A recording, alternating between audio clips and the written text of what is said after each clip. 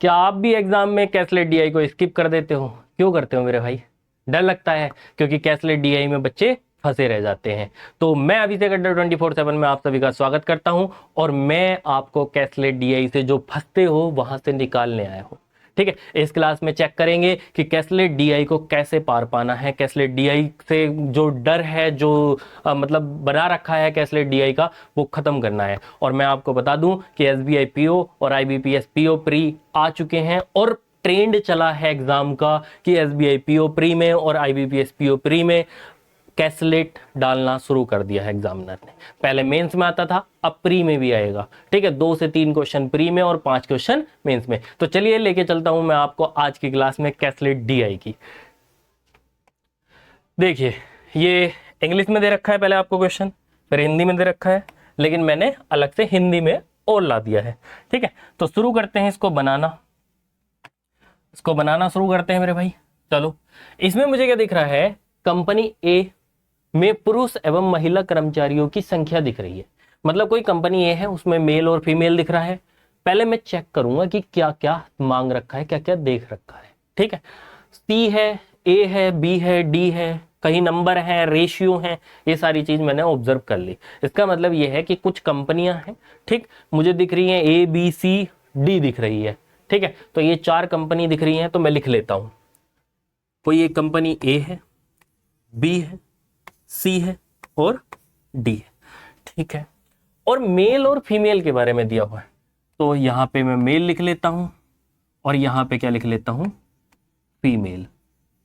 ठीक है, मेल और फीमेल का सम भी आएगा, तो मैं यहां लिख लेता हूं टोटल।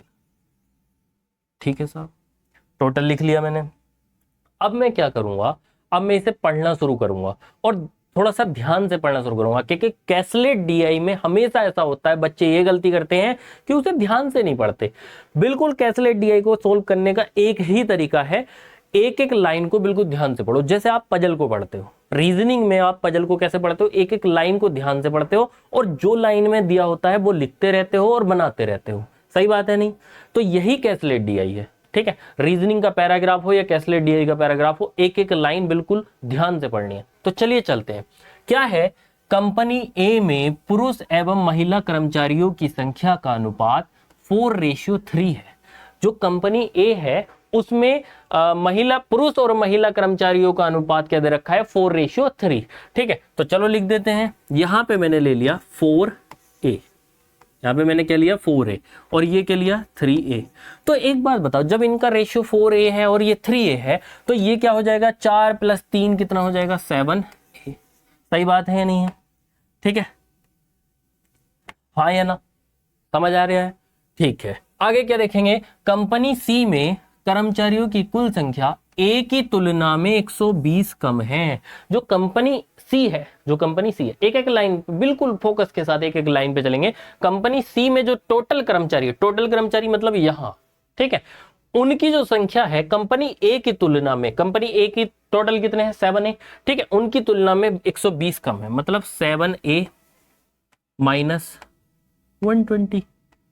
सही है। चलिए आगे क्या है, आगे ध्यान दो। कंपनी बी में, अब बी की बात हो रही है, कर्मचारियों की कुल संख्या, कुल का मतलब टोटल की बात हो रही है। ठीक है, कुल संख्या कंपनी डी की तुलना में 25% अधिक है। 25% अधिक है। 25% का रेशियो आप सभी को पता होगा, फ्रैक्शन आप सभी को पता होगा कि कितना होता है, 1/4। अगर 4D की है तो बी का कितना हो जाएगा, 5। एक जुड़ना है, तो यहां पे मैं लिख देता हूं, ये 4x है अगर, तो ये मेरे भाई कितना है, 5x। बी है ना, हाँ, तो बी क्या है, 5x। सही बात है नहीं है? चलिए आगे चलते हैं। आगे क्या दे रखा है इन्होंने, बी में महिला कर्मचारियों की संख्या पुरुष कर्मचारियों की संख्या से 90 अधिक है। जो बी की जो महिला कर्मचारी है वो मेल कर्मचारी से, मतलब पुरुष कर्मचारी से 90 अधिक है। तो मैं क्या करूंगा, पुरुष कर्मचारी को ले लूंगा स्मॉल बी और ये ज्यादा हो जाएंगी स्मॉल बी + 90। सही बात है ना, सही बात है। चलिए आगे चलेंगे। आगे क्या है, कंपनी डी में पुरुष एवं महिला कर्मचारियों की संख्या का अनुपात 7:5 है। जो कंपनी डी है उसमें मेल और फीमेल का मुझे रेशियो दे रखा है, तो मैं लिख लेता हूं। तो ये कितना है, 7D और 5D। मेल और फीमेल, पहले मेल ही है ना, देखो जिसका रेशियो पहले दे रखा हो वो रेशियो पहले लिखना। पुरुष पुरुष पहले बोल रखा तो पुरुष का ही लिखना, महिला पहले बोल रखी है तो महिला बाद में बोल रखी तो महिला का बाद में लिखना। आगे चलते हैं। कंपनी ए और कंपनी सी में पुरुष कर्मचारियों की औसत संख्या 110 है। अगर मैं कहूं कि इसको सी मान लो, स्मॉल सी, ठीक है, तो 4A प्लस सी, आगे सोल्व करते हैं। 4A प्लस सी और इनका एवरेज मतलब अपॉन में 2 इज इक्वल टू है 110। मतलब यहां से मुझे पता लगा 4A plus C is equal to 220। यहां से मुझे पता लगता है कि C is equal to 220 minus 4A। हाँ या ना, सिंपल सी बात है, समझ आया होगा। इतना तो पता ही लगा सकते हैं कि 4A इधर प्लस में है तो उधर जाके माइनस में हो जाएगा। ठीक है, आगे चलते हैं। क्या हुआ ये कितना आया? C की वैल्यू मेरे पास क्या आ गई ये आप देख लेना। एक सेकंड, मैं इसको ना ड्रॉ कर देता हूं। ओहो, ठीक है, ये हमारी C की वैल्यू आ चुकी है। अब आगे देखेंगे। चलिए आगे क्या दे रखा है? आगे दे रखा है कि कंपनी डी में कर्मचारियों की कुल संख्या, कर्मचारियों की कुल संख्या कितनी है? 4x है। सी में पुरुष कर्मचारियों की संख्या का 6 गुना है। सी में पुरुष कर्मचारियों की संख्या का 6 गुना है। चलो भैया, सी में पुरुष कर्मचारी कितनी है? सी में पुरुष कर्मचारी कितने हैं? ये रहे भैया अभी। ठीक है, अगर आप दूसरी तरीके से निकालो तो ये रहे। ठीक है, इनका क्या है? इनका 6 गुना है। कौन कौन है 6 गुना? ये कौन है? कहाँ है भाई? कंपनी डी में कर्मचारियों की कुल संख्या मतलब 4x। 4x क्या है? 4x है सी का 6 गुना। C multiply by 6। एक लाइन, एक इक्वेशन हमारे पास ये आ गई, एक इक्वेशन हमारे पास ये आ गई। चलो इसको भी मैं ड्रॉ कर लेता हूं थोड़ा सा ताकि आपको दिखे। ठीक हो गया, ये ठीक हुआ। ठीक है, आगे चलते हैं, आगे पढ़ते हैं। क्या? कंपनी सी में, कंपनी सी में कर्मचारियों की कुल संख्या 160 है। 160 क्या है मेरे भाई? 160 क्या है? ये रहा, ये देखो 160 क्या है? ये। ठीक है, कंपनी क्या बोल रखा है क्वेश्चन ने? कंपनी सी में टोटल कर्मचारी जो है वो क्या है? 160 है। ठीक है, 160 हो गए। 160 क्या हुए? 160 हुए 7A माइनस 120। लिखो भैया, कहां लिखोगे? यहीं पे लिख लेते हैं। 7A माइनस 120 बराबर क्या हुआ? 160। बिल्कुल ध्यान से, एक एक चीज बिल्कुल ध्यान से होनी चाहिए। ठीक है, तो ये 120 उधर जाके प्लस हो जाएगा तो 7A इज इक्वल टू क्या हो जाएगा? 280। काटूंगा 7 चौक 28, 40 हो जाएगा। तो A की वैल्यू मेरे पास क्या आई मेरे भाई? 40। A की वैल्यू कितनी आई? 40। ठीक है, तो चलिए करते हैं इसे पूरा। A की वैल्यू मेरे पास 40 आई थी। टेबल में ध्यान दो, A की वैल्यू मेरे पास क्या आई थी? 40। तो 4 की मल्टीप्लाई करके क्या हुआ? 4 चौक 16। सही बात है या नहीं है? ठीक है, ये क्या है? 3A है। तो 3A की वैल्यू मेरे पास अभी क्या आई थी? 40 आई थी। तो 3 चौक 12, 120। सही बात है या नहीं है? A की वैल्यू कितनी आई थी? अभी 40 आई थी। तो 7A कितना हो गया मेरे भाई? 280। हाँ या ना? समझ आया? ठीक है, अब हम और क्या निकाल सकते हैं कि भैया इसमें से तो और कुछ नहीं दे रखा है, लेकिन अगली स्लाइड पे आपने लिखा है कि C बराबर होगा 220 माइनस 4A। तो इसको तो निकाल सकते हैं ना, C की वैल्यू तो निकाल सकते हैं। निकालो भैया C की वैल्यू। C की वैल्यू क्या होगी? 220 माइनस 160। 160 क्यों? A की वैल्यू कितनी आई? 40। तो 4A कितना हो जाएगा? 160। 4A कितना हो जाएगा? 160। तो घटाना मेरे भाई, 40 उधर से 20 उधर से तो 60। C की वैल्यू कितनी आ गई मेरे भाई? C की वैल्यू कितनी आ गई? 60। तो चलिए लिख लेते हैं उसे। C की वैल्यू कितनी आई? 60। अब जब एक बात बताओ कि ये 160 था, ये 160 था, ये 60 पहले आ गया, तो इन दोनों का ही तो सम है 160। तो ये कितना हो जाएगा? 100। ये कितना हो जाएगा? 100, क्योंकि 160 में से 60 इसने ले लिए। ये कितना बचा? 100 बचा। आगे चलते हैं। आगे क्या दे रखा है? आगे और कुछ भी दे रखा होगा। हाँ ये रहा, देखो 4x की वैल्यू क्या है, जो 4x की वैल्यू है वो क्या है, 6 गुना है c का, c मुझे अभी निकालना है, तो ये कितना हो जाएगा 360, किसकी वैल्यू मेरे भाई 4x की, तो यहां से x की वैल्यू निकल जाएगी 4 nm 36 90, ये किसकी वैल्यू हुई x की, ये किसकी वैल्यू हुई मेरे भाई x की। तो चलो जहां जहां x है वहां वहां बात करते हैं, ये x है 4x, तो ये कितना हो जाएगा 4 nm 36, देखो 90 तो आया है, x की वैल्यू कितनी आई है 90, तो ये कितना हो जाएगा 4 नम 36, और कहीं है x, और कहीं यहाँ है भैया, यहाँ कितना हो जाएगा 9 था ना, 90 था ना, तो 5 नम 45, 450, 450 आ रहा है ना समझ, बताते रहे ना, आ रहा है ना समझ, ठीक है। ये कितना हो गया 450। अब मैं चेक कर लेता हूं, ये देखो b plus 90 is equal to 450 आ रहा है, मैं इसको सोल्व कर लेता हूं। अब ये क्या है b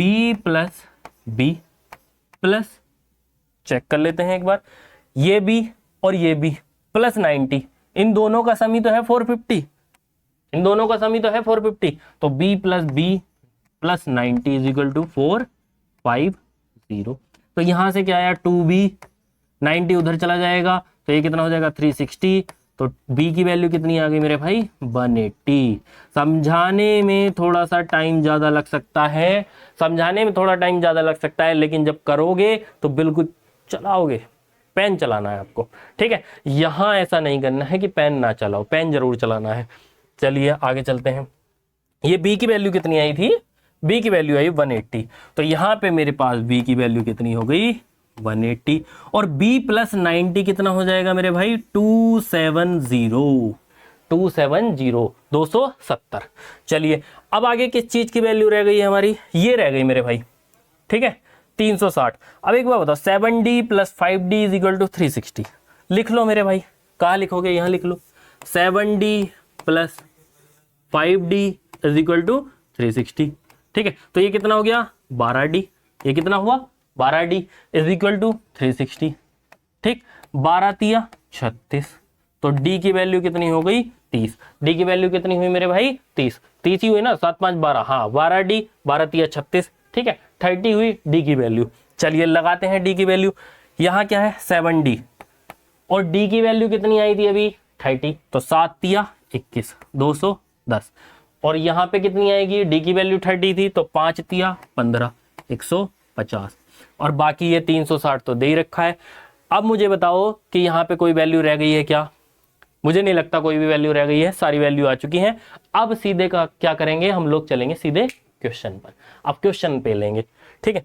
अब देखो एक चीज और है, अगर एग्जामिनर ने DI में इतना सारा काम कराया है, ठीक है, तो एग्जामिनर क्वेश्चन हल के रखेगा, ठीक है, मेरी गारंटी है इस मामले में, ठीक है। अगर DI में काम नहीं कराया तो क्वेश्चन भारी आने वाले हैं। और एक बात याद रखना, PO लेवल का एग्जाम अगर देने जा रहे हो तो 5 में से 4 क्वेश्चन ही करने वाले आते हैं, एक क्वेश्चन टाइम वेस्ट करने वाला आता है, तो उसको बाद में कर लेना, ठीक है, जब आपके पास टाइम बचे तो उसको बाद में कर लेना। तो चलिए भाई चलते हैं क्वेश्चन पे, ये हमने सोल्व करने के लिए स्लाइड लगाई थी, आगे क्वेश्चन पे चलते हैं। क्या है क्वेश्चन, कंपनी ए और डी में पुरुष कर्मचारियों की कुल संख्या, कंपनी ए और डी में देखेंगे भाई, ए और डी में, ए में कितना है, अच्छा पुरुष कर्मचारी पूछा है ना, ए और डी में पुरुष कर्मचारियों की कुल संख्या, ठीक है।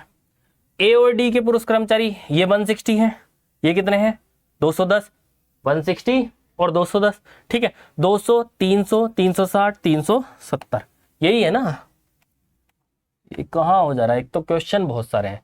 ए और डी में पुरुष कर्मचारियों की कुल संख्या कितना आया 370, सही बात है नहीं है, ठीक है 370 हमारे पास ये आ गया। आगे क्या है, बी में महिला कर्मचारियों की संख्या से कितना अधिक है, बी में महिला कर्मचारियों की संख्या देख लो मेरे भाई, बी में महिला कर्मचारी कितने हैं 270, ठीक है, ये 270 है, बी में महिला कर्मचारी कितने हैं 270, तो ये अधिक ही तो पूछा है, अधिक के लिए क्या करोगे माइनस करोगे, तो 370 में से 270 गए, कितने बचे 100, ठीक है मेरे भाई, कहाँ है ऑप्शन में, ऑप्शन डी, ठीक है, ऑप्शन डी आपका सही आंसर है। चलिए अगले क्वेश्चन में देखेंगे, क्वेश्चन ऐसे ही आएंगे, ठीक है, आसान भी होंगे भारी भी होंगे, ठीक है, आपको करने हैं। ठीक, एक क्वेश्चन स्किप कर दोगे ना तो 34 क्वेश्चन तो करने ही है, ठीक है, अगर भारी आता है तो, ठीक है, लेकिन यहां पे हम स्किप नहीं करेंगे। चलिए आगे देखेंगे। कंपनी बी और ई में पुरुष कर्मचारियों की संख्या अनुपात क्रमशः 6:7 है, 6:7 है, ठीक है। कंपनी बी और ई की बात हो रही है। चलिए चलते हैं, कंपनी बी है, ई हमारे पास है नहीं तो ई हमने ले लिया, ठीक है। अगर बी में 6 था, ठीक है, बी में यहां देखो, अगर बी में 6 थे तो ये 6 क्या आएगा, नीचे आएगा, ठीक है, वैल्यू के नीचे, और वो क्या हो जाएगा, ई में कितने हो गए, ये 7 था, ठीक है, तो 6 तिया 18, 7 तिया 21, तो ये मेल कितने हो गए मेरे भाई, 210, मेल कितने हो गए, 210, ठीक है। आगे चलते हैं, क्या निकालने के लिए पूछा है, फिर आगे निकालने के लिए पूछा है, कंपनी ई में महिला कर्मचारी की संख्या कंपनी डी की तुलना में 20% अधिक है। कंपनी ई में क्या बोला है, कंपनी ई में महिला कर्मचारी की संख्या कंपनी डी की तुलना में 20% अधिक है, ठीक है। तो कंपनी डी में भी महिला कर्मचारी से ही कह रहा है, ये कंपनी डी में भी महिला कर्मचारी से कह रहा है। चलो देखते हैं भाई, थोड़ा सा बैक करना पड़ रहा है तो थोड़ी दिक्कत हो सकती है। कंपनी डी में महिला कर्मचारियों की संख्या 150 है, 150 है। अब 20% को क्या लिख सकता हूं, 1/5। यहां पे देख लो, 20% को क्या लिखूंगा, 1/5, मतलब कि 5 तो क्या है, 150 है, 150, और 5 से 1 ज्यादा है मतलब 6, तो 150 वैल्यू है, किसकी है, 5 की है, निकालनी किसकी है, 6 की निकालनी है, तो 5 तिया 15, तो ये कितना हो जाएगा, 3 छंग 18, 3 छंग 18। देखो इंटरेस्टिंग बनाओ थोड़ा सेशन को, क्योंकि समझ में आएगा तो इंटरेस्टिंग बनेगा। ये कितना हो गया, 180, ये कितना हो गया, 180, तो 210 प्लस 180, 200, 300, 390, 390, ठीक है। हमारे पास कितना आ गया, 390। क्या पूछा था, नेक्स्ट क्वेश्चन है, क्या पूछा था कि कंपनी ए में कर्मचारियों की कुल संख्या, तो मेरे भाई 210 तो आए मेल और 180 आए फीमेल, हमने निकाला अभी, 210 क्या आए मेल और 180 आए फीमेल, तो दोनों को मिला के कितना हो गया, 390, 390। कहाँ है ऑप्शन में, ऑप्शन ए, ठीक है मेरे भाई, आया समझ। चलिए नेक्स्ट क्वेश्चन पे चलेंगे। नेक्स्ट क्वेश्चन क्या है, कंपनी बी में कर्मचारियों की कुल संख्या तथा कंपनी ए और सी में महिला कर्मचारियों की कुल संख्या के बीच का अंतर बताना है। पहले कंपनी बी के कर्मचारियों की कुल संख्या बतानी है, निकाल रखी है हमने, और ए और सी के महिला कर्मचारी गिन के लाने हैं। चलिए भाई गिन लेते हैं। कंपनी बी के टोटल 450 हैं, याद रखना, ठीक है, और कंपनी ए और सी की महिला कर्मचारी है ना, 120 ये हैं, 100 ये, ठीक है। ये कितना था, बी के टोटल कर्मचारी कितने थे, 450, ठीक है मेरे भाई। और क्या पूछा है, ए और सी में महिला कर्मचारी 120 था और 100 था, 120 और 100 कितना हो गया, 220, इनका अंतर पूछा है, तो ये कितना हो जाएगा, 230, ये कितना हो जाएगा, 230, ठीक है, ऑप्शन बी।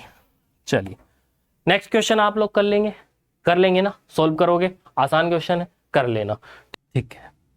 तो आपको होमवर्क मिल चुका है, होमवर्क के क्वेश्चन का जो भी आंसर है वो आपको कमेंट बॉक्स में जरूर देना है। आज के क्वेश्चन का इंपॉर्टेंट है जवाब देना, और बाकी आपको इस क्लास में जुड़ने के लिए धन्यवाद। राम राम।